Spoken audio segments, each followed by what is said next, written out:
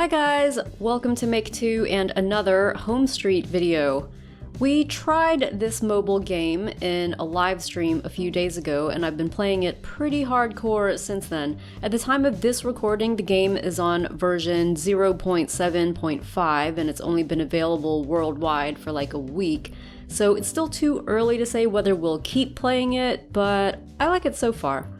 The game is totally free to play, which is cool and good. It's sort of like a neighborhood-sized version of SimCity Build It in that the mechanics are pretty similar on a smaller scale, which some people might find cool and good and others might not. But we've seen people build and decorate some pretty nice houses and gardens, but we haven't spent too much time doing that ourselves because I'm still figuring things out, trying to level up, and most importantly, saving money. Kind of stingy like that. But I thought I would make a video to talk about how I've been doing so far and how exactly I've gotten here. As you can see, after just a few days of playing, I'm at level 17, which means I've unlocked a lot of different workstations and also this big thing right here, which is a ship. Okay, we're gonna check that out probably later. And I'm sure that lots of cool things are going to happen on it, but for now I thought I would just use this video to walk through some basics. Besides unlocking the big ship, I've also been able to upgrade my storage a couple of times, as you can see here, and we'll talk about why that's important in a little bit. So basically, Home Street for me right now is about balancing numbers. There are a lot of different numbers and items and things to tap on, so I'm going to try and break down how I've been playing. I'd be interested to hear in the comments from you guys who are playing it as well, how you've been playing.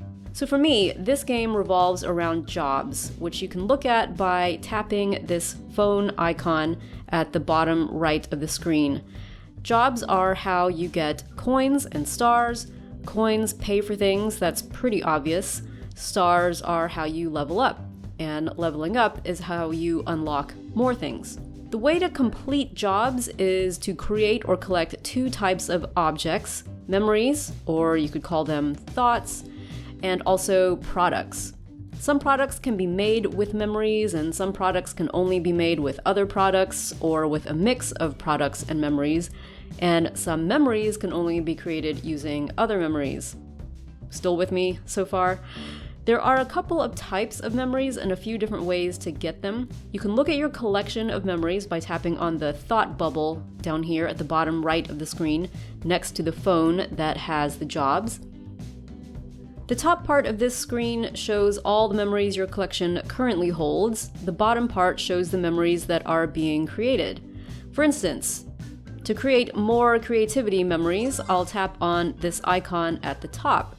It usually costs one memory to make two more like it. So you can see the creativity number at the top just went down by 1. And it takes about a minute or so to get a creativity bubble ready for a collection. When it's done, I'll tap on the creativity icon at the bottom and I'll get 2 back. Because it costs 1 memory to make 2 more memories, it's a good idea to never let these numbers at the top get down to 0, unless of course you're already creating more of them at the bottom. I forget exactly what happens if you completely run out of memories down to 0, because it was kind of scary the first time and I tried not to let it happen again. But as you level up in the game, you'll unlock the ability to create more types of memories. Each one will take a different amount of time to get ready, with the memories which are unlocked at higher levels taking more time. As you can see, I have 8 memory bubbles in the bottom part of the screen, which means I'm able to create 8 memories at a time. When the game starts out, you only have 5 memory bubbles from what I can remember, but you'll unlock more as you level up. Another important thing to note here is the storage limit, which shows at the bottom middle of the screen. As you can see, my collection can currently hold 70 total memories. I think when the game starts out, the storage limit is 40. You can upgrade and increase the storage limit by collecting enough of certain items, as you can see here. Now, there are a couple of ways to get these special items. The main way is to do these jobs we talked about. These items will drop randomly as you complete jobs, but they're extremely rare, and you'll need to do a lot of jobs to increase your chances of getting them. We'll talk about another possible way you can get these special items later in this video. There are other types of memories besides the ones you create here. These other memories come from neighbors. Once you get to a certain point in your game progress, you can link your game to Facebook or Game Center and connect with all your friends who play Home Street as well.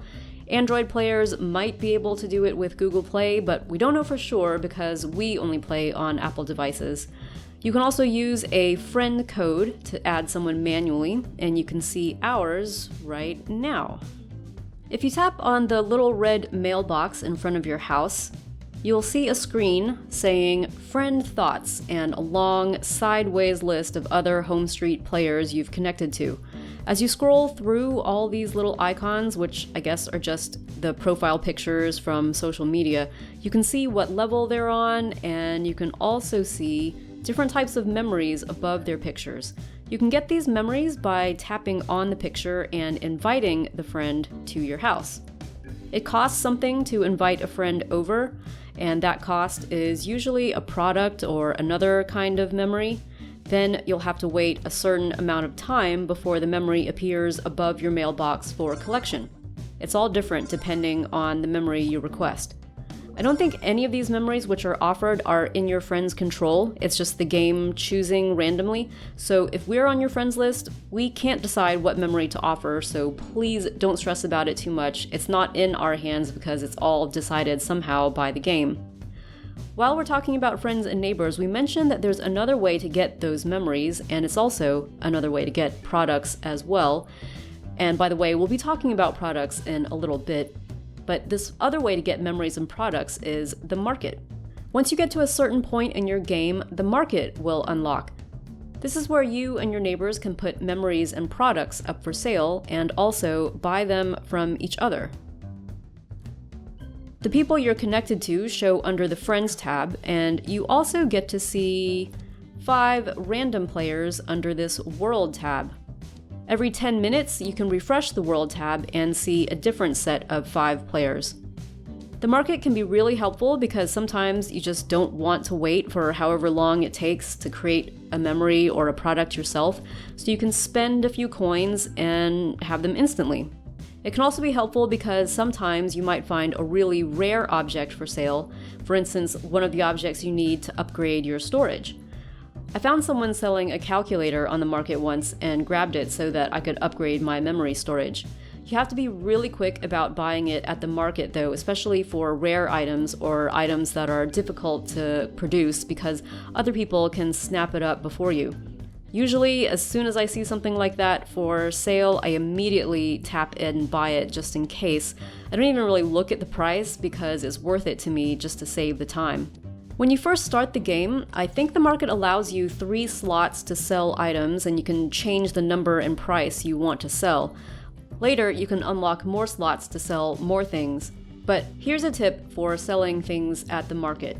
Don't expect to make a lot of money by pricing things too high or by selling too many items at once.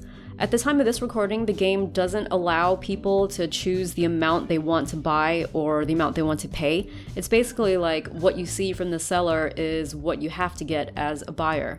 So remember that most players have very limited storage, so they might not want to buy like 10 paintings at once. And because there are so many people selling the items that are common or easy to make, you don't want to set prices too high because it won't be a good deal for anyone looking to buy. If you get stuck with stuff sitting in your market and no one's buying, you can get rid of them by spending some of these red gems, but as you can probably guess, gems are hard to get and I like to save them up for the future. So let's finally talk about products. Like we said before, in order to complete most jobs, you'll need products, memories, or both. You create different kinds of products with a bunch of different kinds of workstations which get unlocked as you level up. The workstations can also start to make more kinds of products as you level up. At the beginning of the game, for instance, you get a painting easel, an oven which bakes cupcakes, and a garden patch which makes vegetables and I think also flowers. And as you level up, the painting easel can make more kinds of paintings, and the oven can make different kinds of cakes, and also a pie, and the garden patch can make herbs and fruit. Each of these products requires you to spend a certain kind of memory, or another product, or a combination of products and memories. Other workstations you get as you level up are things like a refrigerator for making meat and grain, a grill for turning meat into sausages and turkey, and a stone oven for turning that grain into bread. You'll also get a loom for making clothes, a sculpture stand, a sewing station, all kinds of things. There's another type of workstation which uses only those memories you get from your neighbors. This is the shed. In the shed, you can use the memories from your neighbors to make things like toolboxes, colored dye, craft materials, and metal. Again, more of this stuff gets unlocked as you level up in the game. One nice thing about the shed is that you can prepare these particular products ahead of time, and they don't count towards your total storage of products until you tap on them. But you also can't use them until you tap on them and put them in your storage. So let's talk about storage versus jobs. When I first started playing, I thought you should probably just make lots of products until you fill up your storage. But as I've leveled up and unlocked more types of products, I realized this isn't such a great strategy anymore. There have been a couple of times when I hit my storage limit and I couldn't collect any other products I made until I could figure out a way to get rid of the ones in my storage. You can do this, by the way, either by selling products on the market or by creating another product which uses whatever you have in storage. For instance, at the grill, the sausages and the roast chicken use meat, which gets created by the refrigerator. So if I have too many items in my storage and they include meat, I can get rid of that meat by making a sausage or a roast chicken like that, which, by the way, also uses herbs from the garden. So that's 3 ingredients taken out and I'll get 2 back. But I don't have to collect those 2 until I'm ready. I can just let them sit like I'm letting all these various other items just sit. The woodworking table is another good one to use because it uses this piece of paper from the drafting table to make a rocking horse or a birdhouse, for instance. Anyway, now that I've been playing for a while, I don't really ever have problems with product storage because I'm always doing jobs. I let the jobs tell me what products to create before I create them. I might try to keep a few products in storage just to save some time, like the products I know get used a lot, like vegetables and flowers and meat and grain, but mostly I wait until a job tells me something is needed. I'm just constantly looking at my jobs list and tapping back and forth between the different products required. It can all get pretty complicated, so the game is pretty helpful in telling you how to create each thing. For instance, you can see the 3 ingredients required here for this job. Tap on one of them and then tap Show Me, and it'll take me directly to the workstation I need. If that product requires other products, for instance, this sculpture requires confidence, which I have 8 of, and also metal, which I have 0 of, you tap on the one that you don't have and tap on Show Me, and it'll again take you directly to the workstation you need. As you can see, I have metal ready to go. So if I just go back to jobs and tap on that statue again, it'll take me to the sculpture station, and I just tap on create and I'm ready to go. Now, there's a lot more to Home Street besides jobs, products, and memories. For instance, there are regular challenges where you can earn special rewards for completing a number of tasks in a certain amount of time, like collecting 6 paintings in a few hours. And you can get points for each challenge completed, then compete against other players for ranking, and if you place high enough, you get a special reward. There are also supposed to be neighborhood events, but I haven't yet joined a neighborhood, so we'll probably save that for another video. There's an upcoming Halloween event, which you can see decorations for all around town, and we'll probably do another video for that as well. Another element of the game is this circus tent, where you have the opportunity to buy these 3 boxes. You pay for the boxes with these ticket-looking things, which drop from doing jobs and completing tasks and things like that. It's sort of random, like those special items for upgrading storage, I think. And in each box, you probably get like a selection of these tokens. I still don't know what the tokens are for. I think it's for like neighborhood type of things. There's also a treasure box where you have the opportunity to get tokens and also more tickets, and a collectibles box where you have the opportunity to get different types of tickets. I've currently got 20 of the like lowest level ticket, and I don't know, again, what these are all for. I guess now that I've got 20, I'm just gonna go ahead and spend 10 just to see what I get out of this green box, and that'll probably be my last big spend of this video, so let's go ahead and try it. Yep. Okay, so it looks like a gold and a silver of these tickets. Don't know if that's good or bad thing, or whether it was worth the 10 that I just spent, but eventually I suppose it'll become clear. And then obviously there's this big new ship, which I haven't fully explored yet. But in this video, I just wanted to show the basics of what you can do up until about level 16 or 17 and try to break it down in a way that will hopefully help other new players. So that's it for now. Please let us know in the comments what you think and whether you'd like to see more Home Street from us. And in the meantime, if you are new to our channel, feel free to subscribe because there's plenty more on the way. Thanks for watching.